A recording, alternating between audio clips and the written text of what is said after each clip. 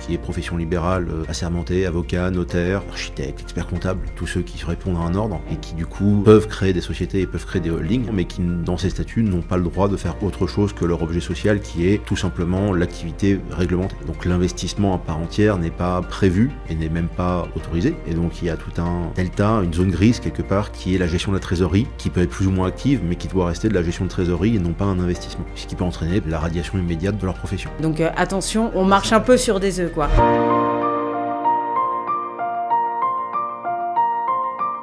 Bonjour à tous et bienvenue dans notre podcast pour un nouvel épisode d'Entrepro avec notre invité aujourd'hui, Fabrice Collet. Bonjour Charlotte, merci de m'avoir. Merci de participer à cet épisode, Fabrice. On est ravis de te recevoir aujourd'hui. Ce que je te propose dans un premier temps, c'est de te présenter, nous présenter ton activité et peut-être tes spécificités dans le domaine de la gestion de patrimoine. Oh là, Fabrice Collet, 1m92, 150 kg, pilier de rugby, 3e dan de judo, moniteur de plongée et du coup à mes heures perdues, ingénieur patrimonial. Okay.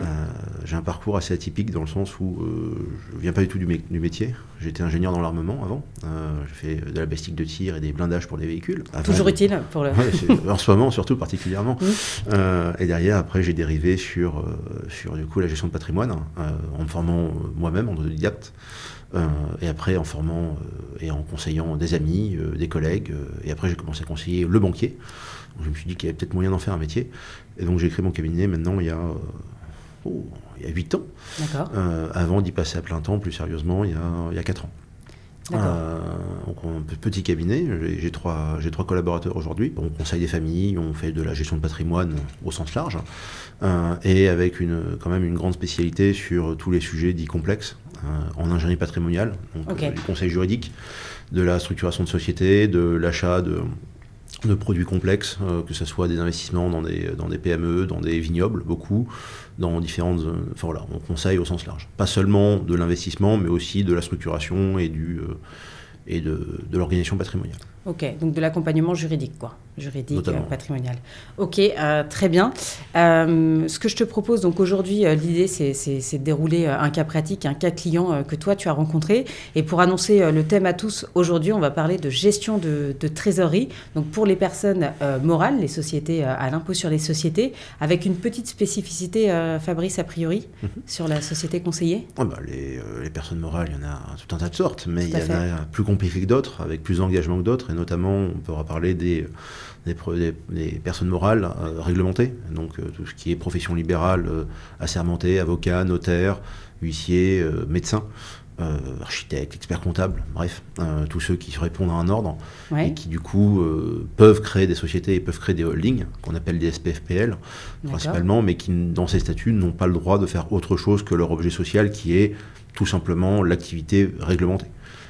Donc l'investissement à part entière n'est pas prévu et n'est même pas autorisé, tout simplement. D'accord. Et donc il y a tout un delta, une zone grise quelque part, qui est la gestion de la trésorerie, qui peut être plus ou moins active, mais qui doit rester de la gestion de trésorerie et non pas un investissement.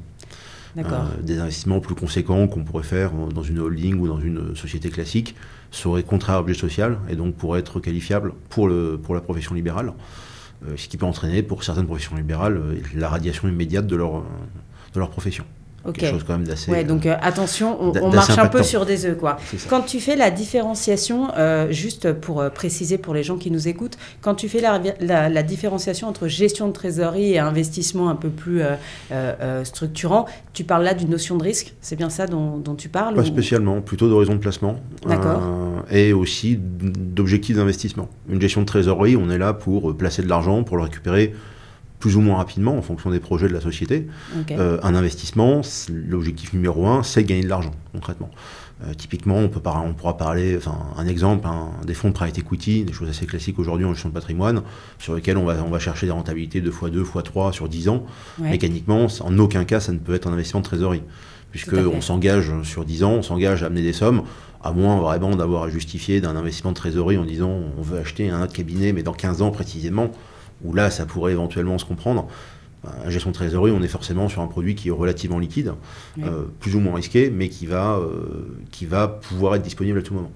D'accord. C'est le grand problématique dans l'investissement, de pouvoir trouver des solutions rentables, autres que le DAT, parce que À des époques, c'était sympa, mais à d'autres, dépôt à terme, pour voilà, ceux compte à terme, dépôt à terme, tout à fait. C'est d'aller chercher des solutions qui peuvent être rentables, mais qui peuvent être surtout, qui seront, en tous les cas, compliant, quelque part, de la réglementation et de l'avis de l'ordre, qui est donc de l'ordre du professionnel, qui lui qui a tout pouvoir sur lui, concrètement, mais après, éventuellement, du fisc, mais ça, c'est quand même plus accessoire. Le grand problème dans ces métiers réglementés, c'est l'ordre. Parce que l'ordre, par exemple, l'ordre des médecins de Paris, ou de n'importe quel ordre, enfin, l'ordre des médecins, tout simplement, ils doivent analyser et superviser ce que font les médecins dans leur société, mais évidemment, l'ordre des médecins de Paris, c'est principalement des médecins, donc leur connaissance en investissement est relativement limitée à inexistante. Et donc, il faut que ça apparaisse pour eux comme étant quelque chose de normal. D'accord. L'idée, donc, il faut que l'investissement et ce qu'on fait de cet argent reste lisible pour tout le monde et soit explicable facilement. Et la priorité derrière la notion de liquidité, c'est quoi? C'est pour faire tourner l'activité qui est liée en fait à la profession immédiate, quoi. Donc l'objectif premier de la société, c'est de permettre à la profession, enfin aux professionnels réglementés d'exercer sa profession réglementée et pas de faire fructifier un excédent de trésorerie sur le plus long terme. Mais ce qui est assez aberrant en soi, parce que une société qui se lance, ou même déjà bien lancée, a besoin de sa trésorerie pour faire des investissements. Une profession libérale, dans la majorité des cas, exerce souvent seule. C'est du service. Il y a peu de charges fixes quelque part, éventuellement des locaux, éventuellement un secrétaire ou des secrétaires. Ou un peu de matériel. Voilà, mais c'est des choses qui s'amortissent et qui se prévoient sur des longues durées. Donc quelque part, il y a souvent des excédents de trésorerie assez importants qui n'ont pas vocation à se développer. Par exemple, un médecin, prenons un chirurgien, il peut exercer la chirurgie, donc éventuellement il peut s'équiper, il peut acheter du matériel en plus, il peut avoir 3 secrétaires, 40 assistantes, pourquoi pas. Mais quelque part, à part salarier un autre chirurgien pour développer son activité, il n'a pas vraiment de moyen d'expansion. Donc il ne va pas pouvoir réinvestir dans une autre entité, il ne va pas pouvoir... à part avoir des dizaines de millions et acheter une clinique et être propriétaire d'une clinique. Et là, on part sur du foncier aussi. Voilà, donc c'est pas du tout... on ne peut pas faire grand-chose quelque part. On est vite limité. Un notaire peut devenir associé d'une autre étude notariale, mais par contre, l'étude notariale en face ne va pas vouloir avoir un associé qui va juste rajouter de l'argent. Donc forcément, la profession libérale a toujours ce dilemme assez incroyable qui est on ne peut faire que de la profession réglementée, mais en même temps, comme c'est du temps humain et c'est pas transférable, c'est pas scalable, comme on pourrait dire, à un moment, il y a forcément de la trésorerie qui sert absolument à rien. Voilà, et on est tenté du coup, comme il y a peu de charges inhérentes à l'activité, d'en faire autre chose, mais attention. C'est ça. Donc, soit on le retire de sa société, on se le verse en salaire ou en dividende, et à ce moment-là, on est forcément taxé. Et en plus, on doit gérer l'investissement personnel en étant taxé à titre personnel en plus, donc c'est pas optimum. Les sociétés normales, entre guillemets, commerciales, peuvent faire des systèmes de holding justement pour remonter ces excédents de trésorerie et faire... C'est le régime Murphy. Tout à fait. Avec un petit frottement fiscal de 1,25% si je ne m'abuse. Mais voilà, et on peut faire des investissements libres dans une holding. Pour une profession libérale, ce n'est pas possible. Tu peux pas avoir ce régime Murphy sur une SPFPL? Si, le régime Murphy fonctionne, mais une SPFPL est aussi une profession réglementée. Un avocat qui a une SEL, du coup une société d'exercice libéral, il exerce dans son cabinet, il peut avoir une holding qui est une SPFPL, mais la SPFPL est elle-même inscrite au barreau comme avocat.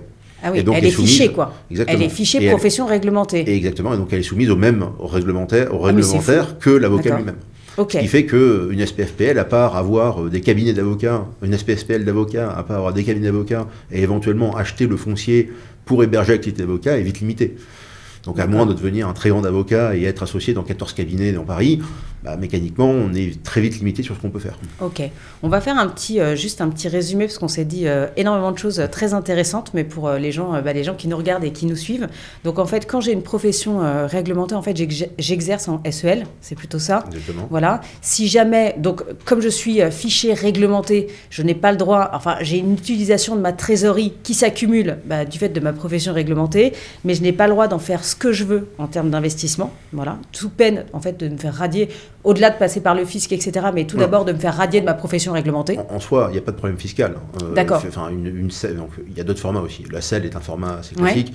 Une SEL peut faire tous les investissements du monde, elle va payer son IS comme n'importe quelle société. Le fisc, lui, s'en fiche quelque part. Il s'en fiche. Mais l'ordre... Exactement, le premier réglementaire. L'ordre peut dire ça ne va pas dans le sens de la profession, et donc on n'est pas d'accord. Et la pire des sanctions, c'est la radiation... Ça dépend, les sanctions dépendent de l'ordre et des ordres, mais typiquement, notamment les notaires et les avocats, souvent les ordres sont extrêmement peu conciliants et et vont toujours chercher à protéger l'image du métier, ce qui fait que les sanctions peuvent être très rapidement importantes pour des actes qui peuvent paraître absolument anodins. D'accord. Donc pour autant, on ne peut pas aller sur toutes les catégories d'investissement, mais on a le droit quand même de gérer sa trésorerie en faisant des choses qui paraissent cohérentes et plutôt connues de tous. Enfin, voilà, il faut pas sortir, en gros, il ne faut pas sortir du cadre.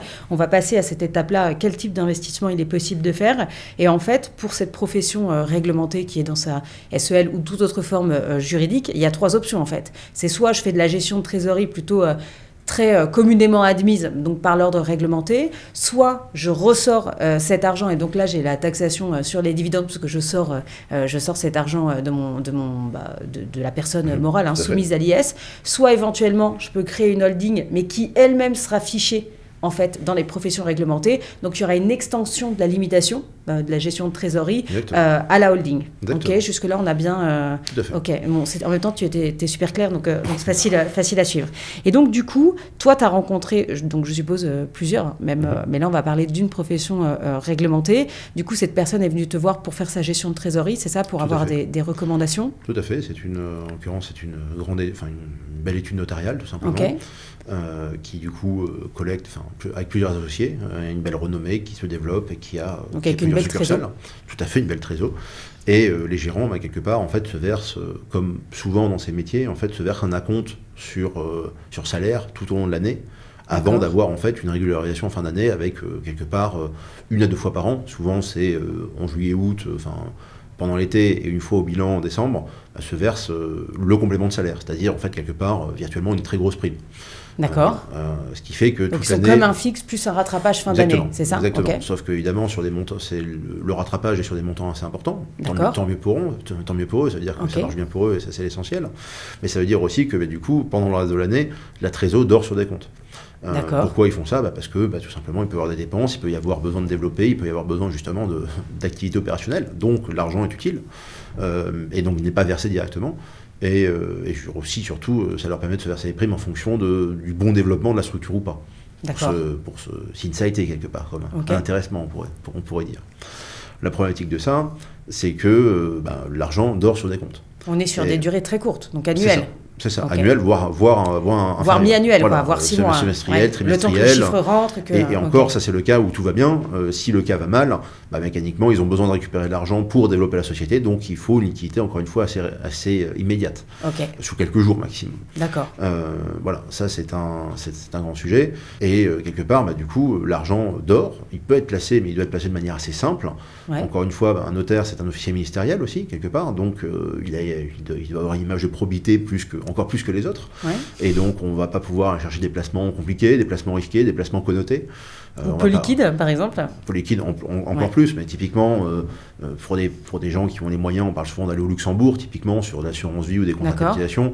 On ne va pas envoyer un officier ministériel français investir au Luxembourg. Effectivement. Ça envoie une image de marque pas élégante, quelque part. Mais à titre perso, c'est possible. C'est juste qu'à titre de la société, c'est compliqué. Même à titre personnel, ça peut être, normalement, il n'y a aucun problème, on est complètement libre de ce qu'on fait. Mais c'est pareil, il y a une affaire d'image et qui... voilà, encore une fois, beaucoup de gens parlent sans savoir aussi, donc ce qui fait que l'un dans l'autre, autant ne pas avoir de problème, et donc du coup éviter de faire des actes qui pourraient être interprétés ou rapportés comme étant négatifs. D'accord. Et donc on va avoir cette problématique de placement de trésorerie, sur lequel souvent, alors là pour le coup les banques sont souvent appétentes à récupérer ces contrats, soit des comptes à terme, soit des comptes ou dépôts à terme, c'est la même chose. Donc tout ce qui est livret bancaire. Voilà, alors pour les sociétés c'est assez limité, mais et donc souvent ils vont dire pas de problème, on va vous rémunérer votre compte courant. Sauf que par exemple pour 2025, la rémunération d'un compte courant bénéficiaire assez important, on est, alors ça se négocie avec son banquier, mais on est entre 0,10 et 0,30%. Ce qui est, oui, c'est pas mal pour un compte courant quelque part.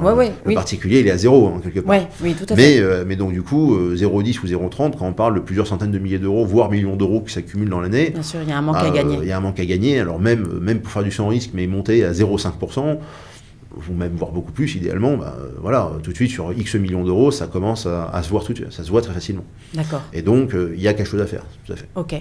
Et donc, toi, dans ce cas d'espèce, sur des durées en fait aussi courtes, tu proposes quoi? Et celle-là, on est assez limité, parce qu'il faut trouver des placements liquides et aussi, quelque part, assez sécurisants. Ça reste de la trésorerie d'entreprise, ça reste une future rémunération que va se verser le dirigeant. Et puis les temps sont courts, donc c'est pas... C'est ça, donc on va pas... Alors éventuellement, si le dirigeant est très jeune et open bar sur sa rémunération, on peut aller chercher tous les risques qu'on veut, parce que ça peut varier, mais sur 6 mois, mécaniquement, sur de l'action ou sur des choses... dynamique, mais mécaniquement, ça peut avoir des rebonds assez... ça peut vite être la roulette russe, quoi. Exactement. Par exemple, là, en ce moment, on est en mars 2025. Depuis 2 mois, les marchés, l'effet Trump n'est pas terrible. Si on avait fait un investissement pour 6 mois en octobre, on se serait dit, bon, les marchés US, ça va être super bien parce que l'effet Trump, ça va être waouh, etc. Ça a duré 3 semaines. Derrière, ça va moins bien, donc... c'est compliqué. Voilà, fallait le voir venir, ou il faut savoir arbitrer, ou en tout cas, voilà. Donc, tout ce qui est de marché-action, c'est possible, mais avec parcimonie, pardon. Voilà. Et derrière, il faut aller chercher des investissements adaptés pour la volonté de l'entreprise. Et donc pour la volonté de son dirigeant, parce que le dirigeant lui-même et l'entreprise va avoir potentiellement un profil de risque spécifique pour son entreprise. Le dirigeant peut être très prudent à titre personnel et très dynamique pour sa trésorerie d'entreprise, ou souvent c'est plutôt l'inverse. Ce que j'ai dit. Voilà, mais quelque part, on fait un peu ce qu'on veut. Et l'intérêt, ça va être de chercher justement des solutions adaptées sur lesquelles on peut verser de manière régulière, puisque du coup, mécaniquement, l'entreprise va collecter de l'argent au fur et à mesure de l'année, va récupérer des bénéfices, et donc du coup, va pouvoir placer ses bénéfices. Ça veut dire qu'au 1er janvier, il y a 0 concrètement, et après, toutes les semaines, toutes les quinzaines ou tous les mois, on va pouvoir augmenter les sommes, avec toujours des jalons de sortie qui sont à peu près connus, qui sont en juin et en décembre. D'accord. Et donc du coup, l'idée, ça va être d'investir de manière régulière, pas forcément sur la même chose à chaque fois, pour chaque vague, mais voilà, sur une semaine, il peut y avoir un coût 100 000 € qui arrive, comme il peut y avoir 0, comme il peut y avoir 5 000 €. Donc l'intérêt, c'est de trouver une solution aussi qui va permettre des tickets d'investissement potentiellement très faibles ou très importants, au choix. Une variabilité en tout cas du ticket d'investissement. Généralement, alors moi je reprécise quand même, parce que la tendance quand même en gestion de patrimoine, c'est plus d'associer le niveau de risque pris sur un placement à un horizon de placement. Enfin, il y a quand même une tendance de dire j'ai 10 ans devant moi, le 100% action est quand même assez possible, parce que si je tombe, je peux remonter. Enfin, l'idée est là, alors que si j'ai 6 mois devant moi, ça s'apparente plus. Enfin, il y a une prise de risque, voilà, beaucoup plus. On peut vouloir la prendre, mais voilà, c'est beaucoup moins. Oui, on peut se retrouver un peu embêté au moment où on doit se verser cette fameuse prime, surtout si on en a besoin derrière. Donc, il y a cette notion-là, mais ce qu'on entend, c'est qu'au final, cette trésorerie d'entreprise, même si réglementée, son premier critère, tu me dis si j'ai bien compris, c'est surtout qu'elle doit être liquide. Tout à fait. D'accord. Donc... C'est une affaire de liquidité, ou alors, vraiment, pour de la trésorerie très long terme, pour certains, on peut chercher des placements moins liquides. Par contre, il faut savoir justifier et être très carré sur le fait qu'on puisse démontrer que cet investissement, il est vraiment dans un but spécifique, à un terme au-delà de la durée d'investissement prévue. Est-ce que tu peux transformer ça dans quelque chose de plus concret? Enfin, est-ce que tu peux me donner un exemple? Par exemple, un avocat qui veut s'installer à son compte, qui a sa clientèle qui se développe, va vouloir acheter ses bureaux, par exemple. D'accord. Ces bureaux, il ne va pas les acheter, on prend à Paris, vu le prix du mètre carré, l'avocat, après 5 ans d'exercice, ne va pas forcément pouvoir l'acheter immédiatement. Il va vouloir acheter plus tard, dans 3 ans, 4 ans, 5 ans, 6 ans, parce que, quelque part, il sait qu'il a une croissance comme ça, il a de plus en plus de clients, il peut recruter des collaborateurs, et donc il sait qu'il va vouloir acheter dans quelques années. Voilà, je me développe, je ne vais pas acheter un bureau pour 2 personnes. Si je sais que dans 5 ans, on va être 5 ou 6, autant prendre un bureau dans 5 ans à 5 ou 6 directement. Et donc, du coup, on peut défendre qu'une partie d'épargne qu'on va attribuer, allouer à ce projet, si on sait que ce projet ne sera pas dans 5 ans pour X ou Y raison, on peut le bloquer sur 5 ans, c'est pas gênant. Par contre, évidemment, ça ne peut pas représenter la totalité de la trésorerie d'entreprise. Ça doit être justifié pour un projet spécifique. D'accord. Voilà. Et à tout moment, ça ne doit pas être en danger l'exercice de l'entreprise, évidemment. Ce qui veut dire qu'il doit rester suffisamment de trésorerie pour payer les collaborateurs, pour payer le profession libérale réglementée qui gère son activité. Pour assurer le fonctionnement. Il y a le besoin en fonds de roulement aussi de l'entreprise qui doit être mais au-delà de ça, un besoin en fonds de roulement, c'est calculé pour son entreprise, qui calcule son BFR, un besoin en fonds de roulement en fonction des charges, des rentrées d'argent prévisionnelles et ainsi de suite. Mais par contre, pour une profession libérale, encore une fois, l'objet social, c'est maintenir l'exercice de l'activité libérale. C'est-à-dire qu'au-delà de ça, c'est un BFR qui doit être bien plus renforcé que pour n'importe quelle autre société, puisque, encore une fois, l'objet social lui-même dit, dans toutes circonstances, la société doit favoriser l'exercice. Ça veut dire que si demain, il n'y a vraiment plus de clients, ou il n'y a vraiment plus de rentrée d'argent... On se reprend le Covid. On prend, par exemple, ou un médecin qui dépend de la CPM pour ses facturations... la CPM prend un bug informatique qui ne paye plus pendant 4 mois, mécaniquement, il faut que la trésorerie, il faut qu'il y ait suffisamment de trésorerie pour continuer la médecine pendant 4 mois. Parce qu'on ne peut pas dire, la CPM ne paye pas, donc du coup, j'arrête l'activité. Et du coup, quelles précautions tu prends? Tu sais, généralement, pour les particuliers, on leur dit, voilà, il te faut... 2-3 mois d'épargne, il faut 2-3 mois de salaire. Moi, je prends plutôt les charges fixes mensuelles, je trouve que c'est plus concret. Mais sur une société, donc réglementée, le besoin en fonds de roulement, tu fais quoi? Tu le prends à l'année, tu multiplies par 2? C'est plus important. Après, ça dépendra de si le professionnel exerce tout seul avec des charges assez faibles ou exerce avec des collaborateurs et forcément des charges plus importantes. Mais oui, dans tous les cas, il faut qu'il y ait suffisamment de fonds de roulement pour justifier que, quoi qu'il arrive, l'activité ne s'arrêtera pas. Donc souvent, on va être sur 6 à 8 mois, quelque part, de charges fixes, effectivement, incluant les salaires. Je pensais que c'était plus, tu vois. Je pensais alors, c'est évidemment très variable. Le cas dont on parlait, par exemple, tout à l'heure, d'une grande étude notariale, ils ont des charges fixes évidemment bien plus importantes. Il y a des grands bureaux, il y a pas mal de collaborateurs. Donc là, il faut prévoir beaucoup de marge. L'avocat seul... Quoi, sur 18 mois? Oui, potentiellement, voire plus. L'avocat exerçant tout seul, on peut rester sur 3 à 4 mois de salaire ou 5 mois de salaire maximum, c'est largement justifiable, il n'y a pas de souci. Surtout que l'avocat va toujours pouvoir trouver des clients à droite à gauche, même peut-être moins ou quoi que ce soit. Notamment les médecins notamment les médecins, les notaires et d'autres professions qui ont un service public. Eux doivent justifier d'autant plus. Bon, voilà, la notion de public vient un peu renforcer en fait cette restriction d'univers d'investissement. Et une fois qu'on s'est dit, en fait, on peut faire des choses donc assez standards, en tout cas justifiables et pas contraires en fait au bon fonctionnement de la société et à l'ordre, parce qu'il y a quand même un peu de vertical. Sur quel type d'enveloppe il y a deux grands types d'enveloppes de capitalisation pour entrer sur les marchés quand on est une entreprise, qui sont vous les connaissez, le contrat de capitalisation, donc, qui est une enveloppe assurantielle délivrée par un assureur, et on a le compte-titre ordinaire qui est une enveloppe dont la tenue de compte est bancaire. Voilà. Toi, tu travailles avec quel type d'enveloppe? Alors, est-ce que sur les professions réglementées, est-ce qu'il y aurait une des formes qui ne serait pas éligible ou les deux sont éligibles? Les deux sont parfaitement éligibles. Les deux ont leurs risques et leurs avantages, bien sûr. Mais non, les deux fonctionnent très bien. D'accord. Et toi, tu travailles avec laquelle des deux? Ou peut-être que tu travailles avec les deux? Les deux, puisque les deux ne répondent pas aux mêmes problématiques. Un contrat de capitalisation, c'est assurantiel, effectivement. Ça va avoir des frais un peu plus importants, mais en même temps, il y a un assureur qui vient baquer le sujet. On est censé avoir une liquidité permanente, mais l'assureur, a fortiori depuis plusieurs années et depuis même quelques mois, vient commencer à apporter des limites à la liquidité de l'enveloppe. Ce qui est un peu contraire quand même à l'objectif initial de l'assureur qui est d'assurer une liquidité permanente. On va avoir des contraintes assez fortes, notamment sur les fonds euros. Le particulier en France aime beaucoup le fonds euro, c'est garanti, ça rapporte pas beaucoup, mais bon, voilà. Pour les personnes morales, c'est très compliqué. Les assureurs sont très restrictifs là-dessus. La loi a changé en plus il y a déjà quelques années. Oui, parce que l'assureur doit garantir la liquidité du fonds euro, sauf qu'un particulier ne va pas faire de mouvement conséquent.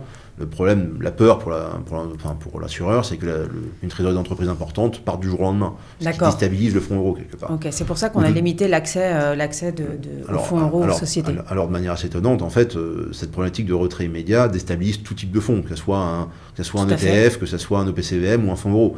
Mais les autres fonds ne garantissent rien. Voilà, donc pour les autres, où on peut accepter un risque capital, on s'en fout concrètement. Par contre, le fonds euro, on s'en fout pas. Ce qui est assez intéressant comme concept. Mais c'est aussi un poids dans la collecte des assureurs français. Enfin, je pense qu'il y a un enjeu derrière.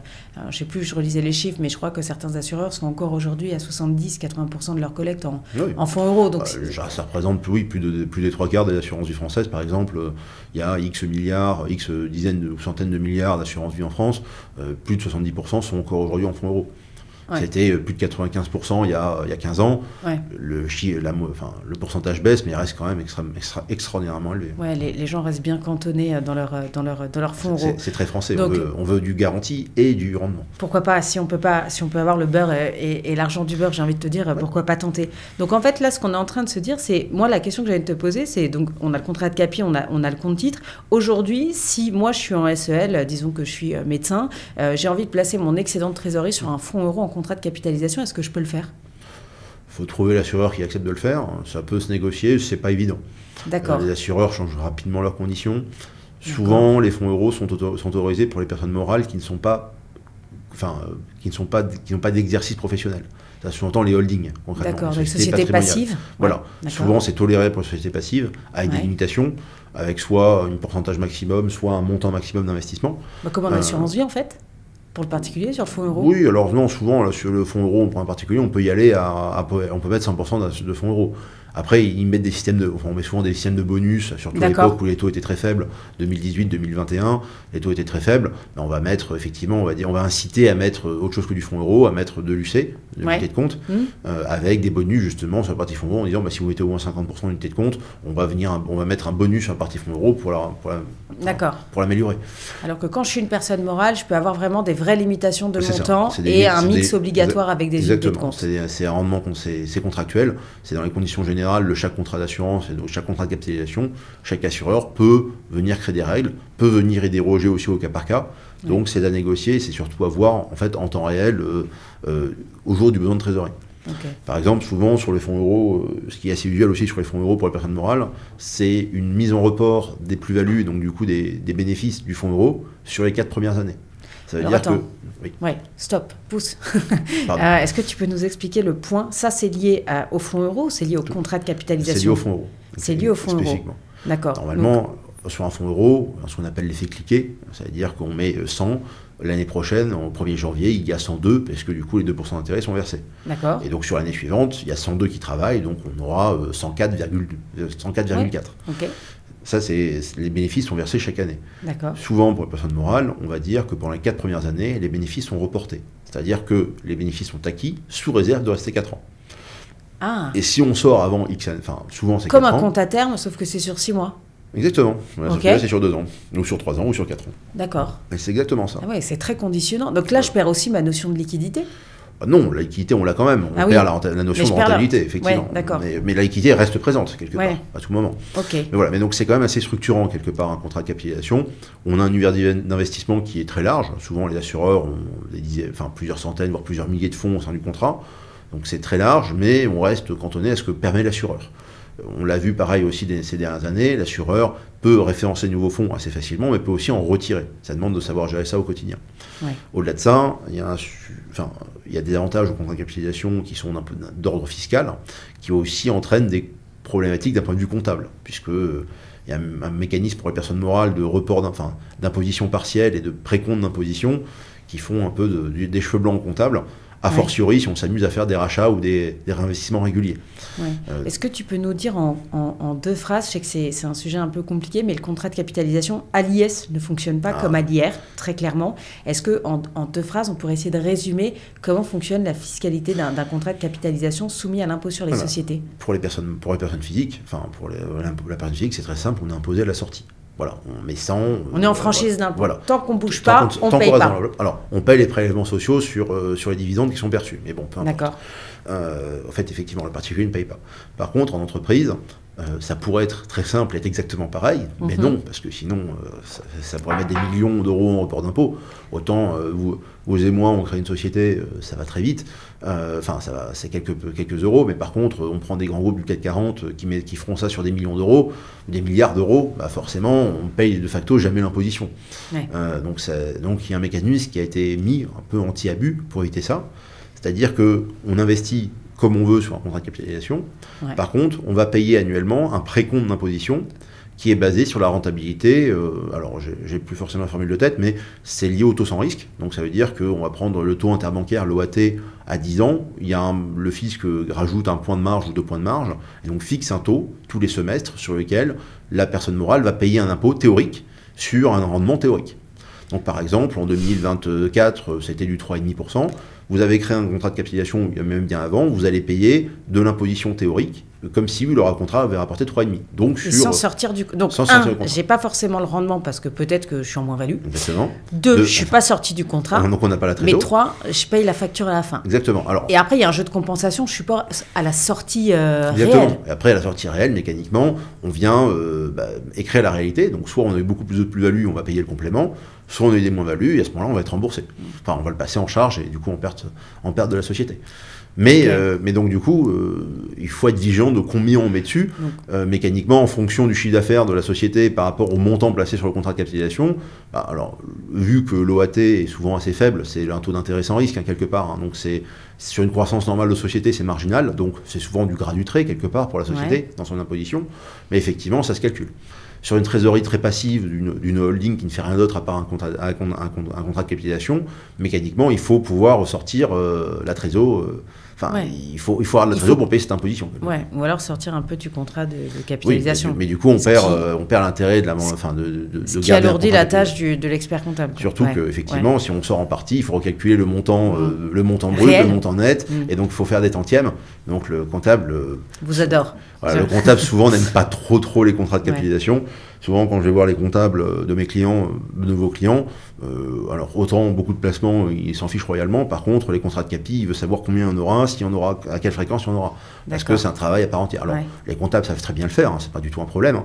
C'est bien établi, la méthode de calcul est très simple, très lisible. Par contre, oui, elle a le mérite de pas être simple. C'est une rythmique à capter. En tout cas, ce qu'on retient, parce que c'est souvent ce qui est reproché, et ça va nous permettre de switcher sur le compte titre, c'est l'obligation déclarative chaque année, puisque sur le compte titre, à l'impôt sur les sociétés aussi, il n'y a pas de différenciation entre la partie, la distinction plus-value active ou passive, elles sont toutes déclarées, que ce soit de la plus ou de la moins-value. C'est pas comme à l'impôt pour l'impôt sur le revenu, mais au final, ce qu'on se rend compte, c'est que contrat de capitalisation versus compte titre à l'impôt sur les sociétés, dans les deux cas, j'ai la même obligation déclarative. Alors, elle est un peu plus réelle. Déclarative et de paiement, surtout. Et de paiement, oui, bien sûr. Mais j'ai ces obligations. Oui, mais pour avoir discuté avec beaucoup d'entrepreneurs qui hésitent toujours un petit peu à investir parce qu'ils ne veulent pas rentrer, tu vois, dans cette complexité administrative supplémentaire, souvent on nous disent « Ouais, mais le compte titre, il y a quand même une obligation de déclarer chaque année, c'est fatigant, etc. » Et qui ont souvent aussi l'idée en tête que sur la capitalisation, sur le contrat de capitalisation, c'est beaucoup plus simple. Alors qu'en fait, non, il y a quand même ce schéma administratif. De toute façon, l'entrepreneur, normalement, a son comptable qui fait à peu près tout. Donc là, c'est aussi plus facile pour le comptable, la partie compte titre, parce qu'il suffit de faire un export de la situation des comptes au 31 décembre, ou à la date de clôture, et le comptable n'a qu'à faire le plus et le moins par rapport à l'année avant. Donc plus-value ou moins-value, c'est assez facile. Le contrat de capitalisation, il faut avoir dans l'année les dates de rachat ou de versement complémentaire, faire des prorata sur l'année, jour par jour, c'est moins marrant.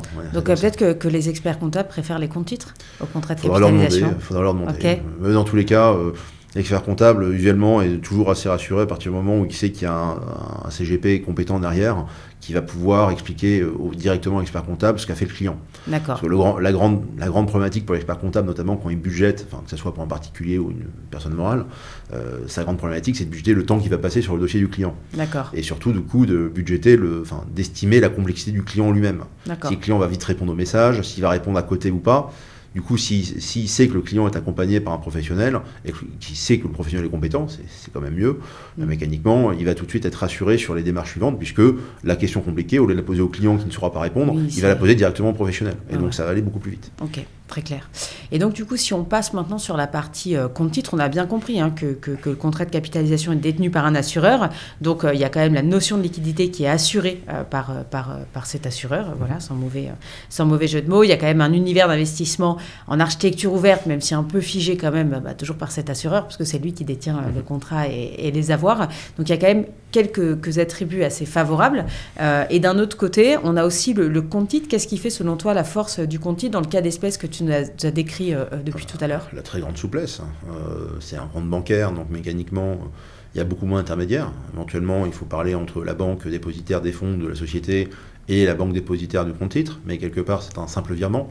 Il n'y a pas besoin d'être retraité par un assureur, donc c'est beaucoup plus rapide au niveau de la gestion, que ce soit au niveau des versements, au niveau des retraits.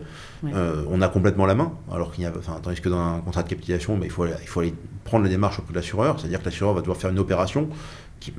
L'assureur, il peut être débordé à des époques, sur les périodes de vacances, les périodes fiscales, ils ont plus de boulot, donc ça met plus de temps à traiter. Donc on est beaucoup moins flexible.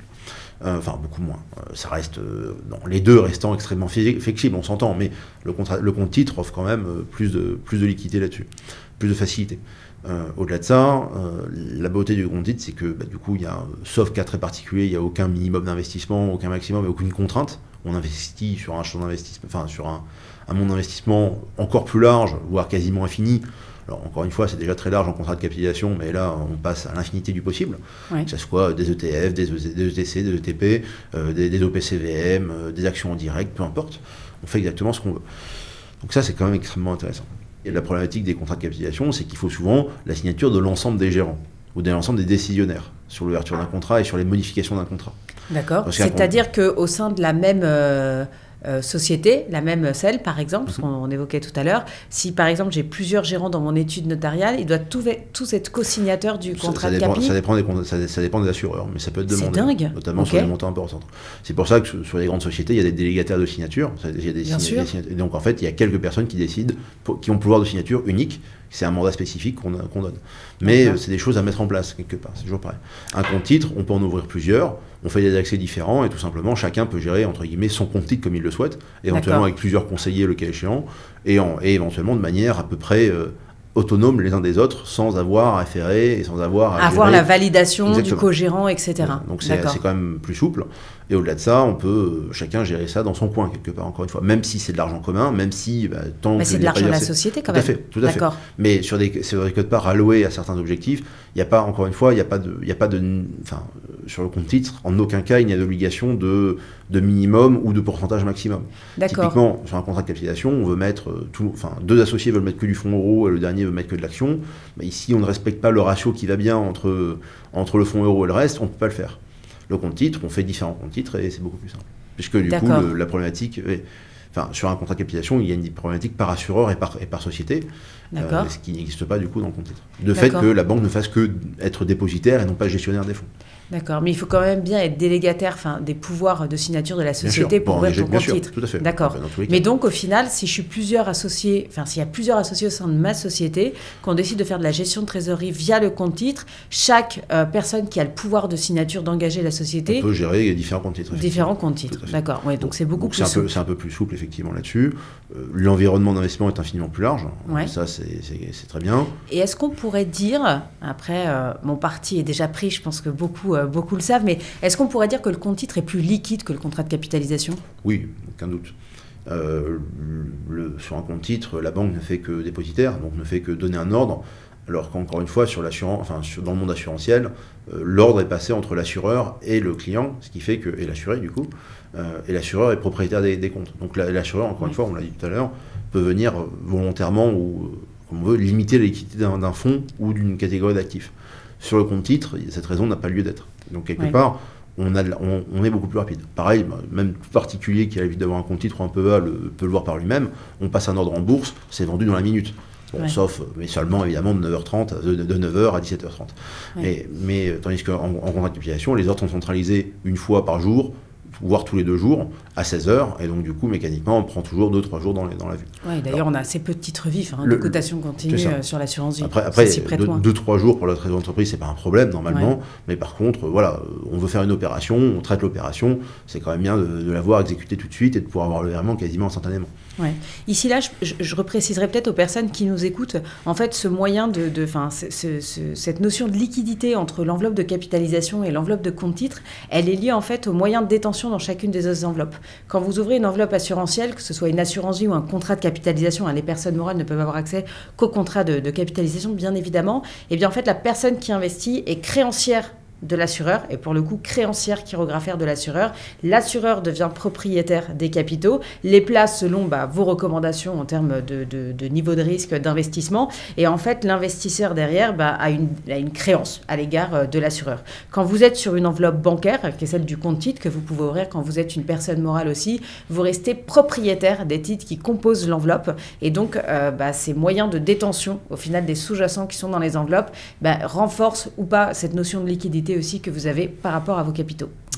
Et un petit bonus, effectivement, l'investisseur dans le contrat, l'assuré possède une dette chirographaire, effectivement, de 7e ordre. C'est-à-dire qu'en fait, ce n'est pas le créancier de premier rang. Moi, j'étais sympa, je ne suis pas allée le mettre... Tout le monde va aller se servir devant. L'URSSAF, les il a la cave, quoi. Voilà. Clairement. Donc ça veut dire que déjà, si on va venir se servir sur les comptes d'assureurs, c'est-à-dire que l'assureur déjà n'est pas bien, et en plus on est 7e derrière des gros quand même, parce qu'il y a les prud'hommes, etc. qui passeront devant, tout ce qui est droit des salariés de l'assureur. mécaniquement, on a peu de chances de voir tout son argent. Ouais. Puis même en termes de garantie financière, parce que tu as une couverture sur le compte espèce, on le disait tout à l'heure, en fait, le compte titre, c'est un compte bancaire. Donc, en fait, quand vous parlez entre le compte courant associé et d'où provient l'excédent de trésorerie, et on parle au compte titre, au final, c'est un virement entre deux IBAN, parce que ce sont deux comptes bancaires. Et au final, on a une garantie peut-être à rappeler sur le solde d'espèces du compte titre, mais on a aussi une garantie qui couvre sur la partie investie. Alors de l'ordre de 100 000 euros sur la partie espèce du compte titre et de l'ordre de 70 000 euros sur la partie, plus exposée sur les marchés financiers. Tout ça par le fonds de garantie. Et tout ça par notre fameux fonds de garantie. Et du coup, donc, on est un peu plus liquide parce qu'on est propriétaire direct, on a un petit peu plus de garantie. Et derrière, toi, vraiment sur la SEL, si là, demain, on était quand même sur un cas de figure, on a fait un peu des digressions, mais je pense que c'était nécessaire sur le sujet. Là, sur ma SEL qui, au final, place ses futurs primes annuelles au fur et à mesure de l'année, tu ouvres un compte titre, tu mets quoi dedans ? On peut mettre. Si tu fais une alloc un peu standard, quoi. En fait, c'est ça, on peut varier. Typiquement, tout ce qui va être fait en début d'année pour un paiement en décembre, on va pouvoir chercher un peu de risque, quelque part. Alors, plus ou moins important en fonction de la volonté, en fonction des montants. On va pouvoir chercher, alors, par intermédiaire, soit de PCVM, soit d'ETF, par exemple, des rentabilités immobilières. On va pouvoir les mettre éventuellement en bonne action sur des régions matures et sur des fonds d'investissement, éventuellement, si on passe par de l'EPCVM, sur des fonds très patrimoniaux, près de grandes sociétés de gestion, évidemment. Après, en cours d'année, quand on est à quelques mois, on va pouvoir chercher de l'obligataire, éventuellement, sur des fonds datés ou pas, mais pour aller chercher une petite croissance. Et à la fin, ou en cas de doute, on peut aussi rajouter évidemment du monétaire, avec des rentabilités, en ce moment, autour des 3,5%, ce qui est quand même tout à fait acceptable pour une trésorerie d'entreprise. Okay. Après, pareil, sur la trésorerie plus long terme, ou au moins sur quelques mois, voire 10-12 mois, pareil, tout ce qui va être ETF lié à l'or, par exemple, peut être une bonne solution.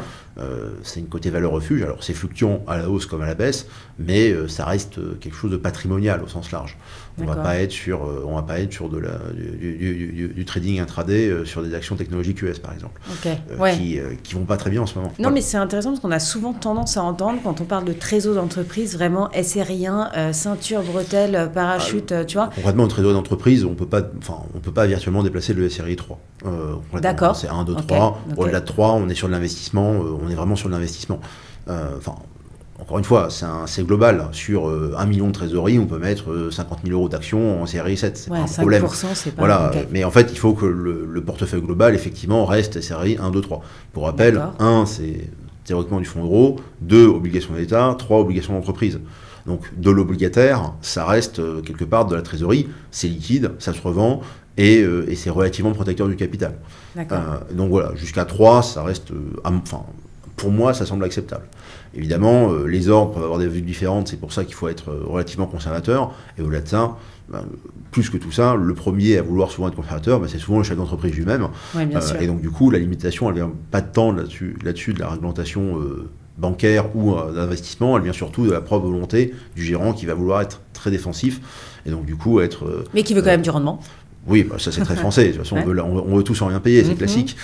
Mais voilà, mais souvent on va être dans le portefeuille de trésor d'entreprise de ce type-là que je peux faire, on est souvent sur un SRI autour de 2. 2, 2,5. Voilà, ça dépend encore une fois de l'objectif.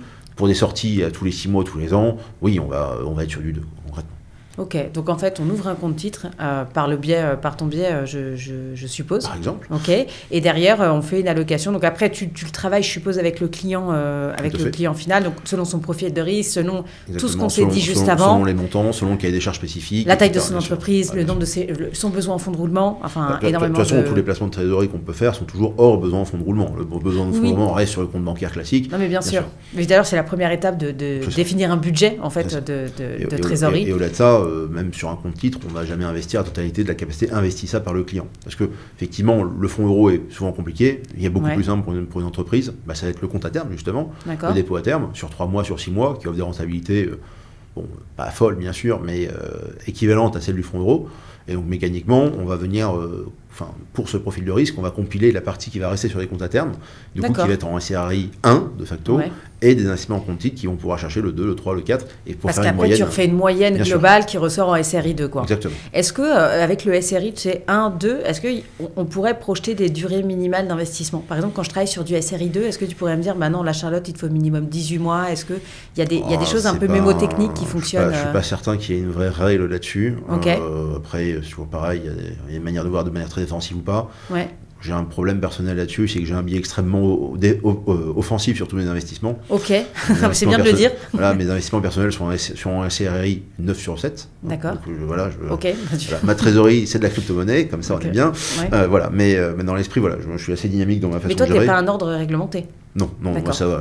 C'est juste pour... Je suis libre de faire toutes les bêtises que je veux dans ma société, c'est bon. Mais quelque part, de toute façon, tout investissement est censé durer pendant plusieurs mois, voire plusieurs années. Mais quelque part, en série 2, sur quelques mois, c'est tout à fait raisonnable. À partir de, par exemple, 4 qui devient un profil équilibré, donc un investissement, il faut quand même prévoir 3 à 4 ans. En dessous, ça peut être, encore une fois, en dessous, on est sur la trésorerie d'entreprise, ça peut être quelques mois. Mais de toute façon, tout investissement... Encore une fois, il y a des démarches à faire, il y a des papiers à signer, c'est assez lourdingue. Donc, à moins d'avoir 14 milliards pour les placer pendant 2 semaines et pour avoir un petit peu quelque chose. Oui, il faut qu'il y ait un enjeu. Il faut un enjeu, voilà. Si sur quelques semaines, il n'y a aucun enjeu, on va passer plus de temps à signer des papiers qu'à chercher de la rentabilité. Donc, il faut quelques mois minimum, mais encore une fois, les enjeux, c'est la durée et le montant. Mais à partir de quelques centaines de milliers d'euros et au moins un an, il y a quelque chose à faire, bien sûr. Ok. Donc, au final, en fait, on pourrait conclure cette étude de cas en disant que pour les sociétés, il y a la possibilité d'investir à la fois via du contrat de capitalisation, via du compte titre. Attention à la forme de société que vous avez. Est-ce que vous êtes sur une holding, sur une société d'exploitation commerciale et sur une société en fait réglementée, qui appartient à un ordre réglementé, parce que les possibilités d'investissement sont variables. Au-delà du profil d'investisseur du chef d'entreprise lui-même finalement, et qu'au final, à travers les enveloppes qui sont disponibles, qui permettent de rentrer sur les marchés, on va quand même trouver une plus grande souplesse, une plus grande liquidité, ce que recherche quand même le chef d'entreprise in fine, parce que le but premier de l'entreprise, c'est quand même de faire tourner l'entreprise. Et donc, c'est des arguments qu'on va retrouver clairement en faveur du compte titre, et parfois aussi une tarification quand même un petit peu moins chère. Pour l'investisseur débutant, il y a souvent une grande frayeur sur le compte titre en personne morale, qui est très ridicule. C'est l'obligation d'obtenir un LEI. Un numéro d'identification. Alors ça fait tout de suite... Mais c'est quoi ça, le LEI? Tu l'as dit, le Legal Entity Identifier. C'est encore une joyeuseté administrative. Il n'y a pas besoin pour les particuliers parce que c'est le numéro d'impôt. Par contre, pour les personnes morales, le SIREN ne va pas. D'accord. Allons comprendre pourquoi. Donc, ils nous ont mis une petite formalité. Exactement. Alors, ça fait tout de suite impressionnant. Il faut un numéro, il faut s'identifier quelque part, c'est compliqué. On le trouve où, ce numéro? On l'achète auprès de l'INSEE directement. C'est un numéro, on rentre son numéro de SIREN, on donne sa carte d'identité pour vérifier qu'on a le droit de signature et on paye 120 € ponctuellement, à l'obtention 120 €, plus après 50 € par an pour renouveler le numéro. Quelqu'un me dit qu'il faut le renouveler chaque année. Il ne faut pas l'oublier de le faire. Ça va, pour l'INSEE sont très efficaces là-dessus, ça veut dire qu'ils renvoient un mail au 1er janvier pour dire vous avez 2 mois pour renouveler le numéro. Donc on ne risque pas d'oublier, c'est bien, ça c'est bien fait. Ils sont bons sur le rappel. Mais voilà, donc les montants sont, à partir du moment où on a une trésorerie d'entreprise un peu conséquente, 120 € ponctuellement et 50 € par an, c'est complètement marginal.